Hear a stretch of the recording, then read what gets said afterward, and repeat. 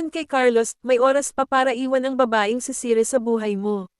Binalaan ng social media personality na si Renden Labrador ang 2-time Olympic gold medalist na si Carlos Yulo tungkol sa kanyang personal life. May kaugnayan pa rin ito sa kontrobersyang kinasasangkutan ni Carlos at ng kanyang pamilya pati na rin ng girlfriend niyang content creator na si Chloe San Jose.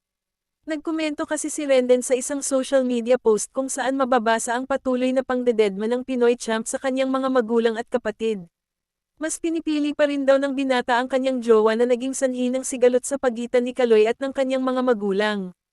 Ayon kay Renden, mas mabuting iwan na raw nito si Chloe para mas maging maayos na ang relasyon niya sa mga magulang at mga kapatid. Naramdaman ko din yan bro, yung walang tao na gusto sumuporta sa'yo. Iniwan ko din ang pamilya ko katulad mo. Pero nagbagong buhay na ako ngayon at pilit kong itinama yung mga pagkakamali ko, ang simulang payo ng motivational speaker kay Carlos.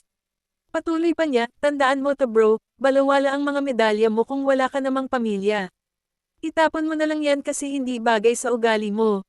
May oras ka pa para iwanan ang babaeng sisire sa buhay mo at bumalik sa babaeng nagbigay ng buhay sa'yo, ang nanay mo. Ayaw ko sana sabihin ta, pero tingin kong deserve mo. Huwag kang T** nga. Payong kuya lang yan. Magbago ka na hanggang may pagkakataon ka pa, ang pahayag pa ni Renden.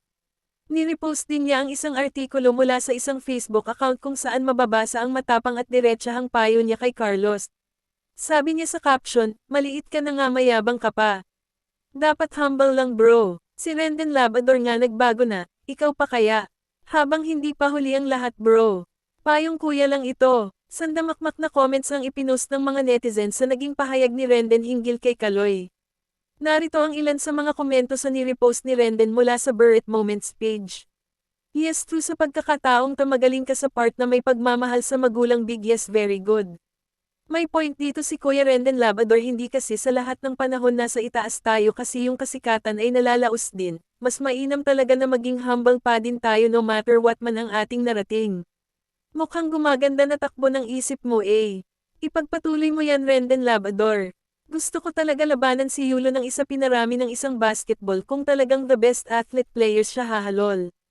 Kumpara mo sa achievement niya at achievement mo mas may case siya magyabang. Huwag mo minamaliit ang taong maliit din karamihan sa maliit na kakapwing yan ng mata.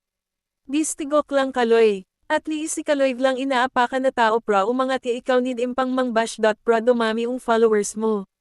Tama yan Boss Renden Labrador ganda ng payo mo tamang-tama ang sinabi at agree Kami, respeto sa'yo. Yang babaeng parang nakikinabang lanang kung ano meron Carlos pero pag naubos na siya iiwanan lanang niya yan. Pero ang nanay niya kahit nang ka-issue man sila handing-handi siya iiwan neto kit gaano pa kalaki ang issue enla.